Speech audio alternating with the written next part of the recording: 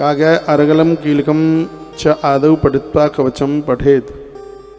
जो दुर्गा सप्तशती के पाठ को आरंभ करने से पहले कीलक, कवच और अर्गला स्तोत्र का पाठ कर लेते हैं और दुर्गा सप्तशती के पाठ के बाद कम से कम एक माला जप्या सप्तशती पश्चात सिद्ध कामेन मंत्रणा ओम ऐम ह्रीम क्लीम चामुंडा विचयी, इसका यदि इन्होंने जप कर लिया है दुर्गा सप्तशती का अनुष्ठान उनके लिए बहुत प्रभावी हो जाता है। एक माला पाठ के आरंभ में और एक माला पाठ के बाद में, और वह जानकारी आपके काम में आवेगी। तो इत्येवमी महामंत्रान् पठित्वा परमेश्वरः चंडी पाठम देवारात्रि कुर्यादेव संशय। ऐसी चंडी का पाठ है, माँ दुर्गा का पाठ है, जिसको रात में भी आप करते हैं तो वो बड़ा प्रभावशाली होता है। मैं एक पाठ सुबह कर रहा हूँ, एक रात्रि को कर रहा हूँ। वर्णन है स्पष्ट, चंडी पाठम देवारात्र, चाहे दिन में आप करें चाहे रात्रि में करें, कुर्या देवन संशय, भगवान माँ भगवती जगदम्बा उनके लिए बहुत अच्छा कर देगी, बढ़िया कर देगी। एवं मंत्रम न जानाति चंडी पाठम करोति आत्मानम चैव दातारम क्षीणम कुर्यान संशय। यदि किसी से कुछ मंत्र वगैरह आता नहीं है, माँ को कह दे हे माँ हमसे तो कुछ आता नहीं, बस थोड़ी सी हम हिंदी सी पढ़ लेते हैं तो ये हम आपको सुनाई देते हैं, मैया इतने में भी राजी हो जाती है, इतने में भी माँ खुश हो जाती है।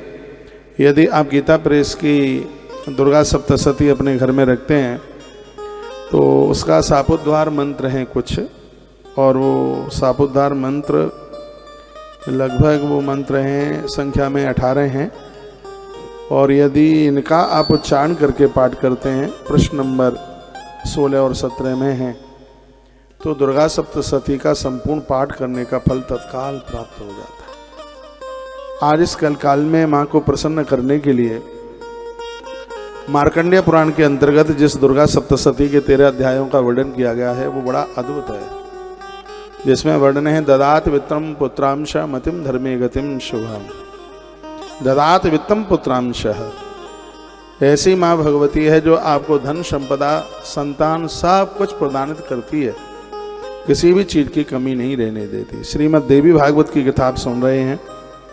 अधुनाप ही देवर्षे सुतम तब मुखाम्बुजात, देवी की अत्यतम महात्म्य को नारद जी ने कल श्री वसुदेव जी महाराज को सुनाई कथा, और वो सुन रहे थे आप, और बड़ा आनंद आया।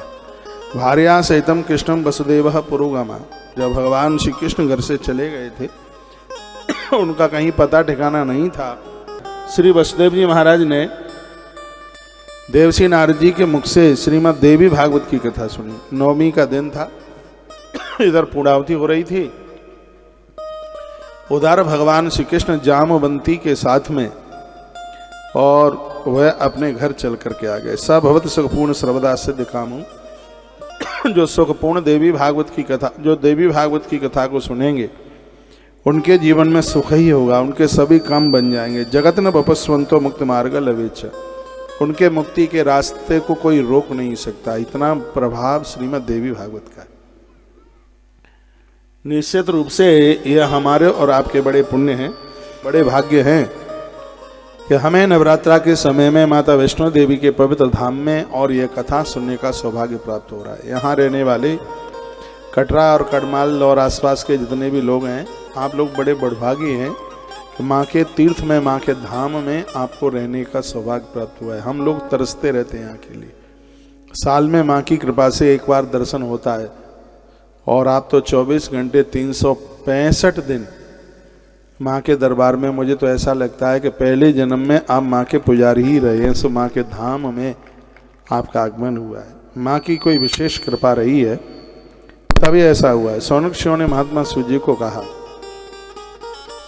प्रभु जैसे आपने महात्म्य, इतना अद्भुत देवी महात्म्य आपने सुनाया, ऐसी कोई एक दूसरी कथा और हम आपके श्रीमुख से सुनना चाहते हैं, आप कृपा करके सुना देते तो आपकी बड़ी कृपा होती। उससे पहले मैं रामायण की एक चौपाई बोलूँगा जो माँ को लेकर के है। माँ भगवती जगदम्बा की कृपा से देवता दैत्य मनुष्य सब आनंदमय रहते हैं। देवी पूजे पद कमल तुम्हारे,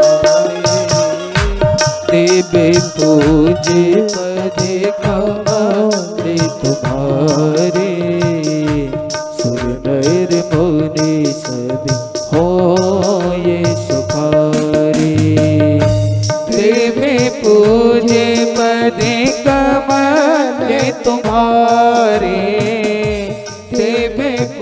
पूजे पद कमल तुम्हारे, सुर नर मुनि सब हो ये सुखारे। देवी पूजे पद कमल तुम्हारे, सुर नर मुनि सब हो ये सुखारे। देवी पूजे पद कमल तुम्हारे, सुर नर मुनि सब हो ये सुखारे। देवी पूजे पद कमल तुम्हारे, देवी पूजे पद कमल तुम्हारे, सुर नर मुनि सब हो ये सुखारे।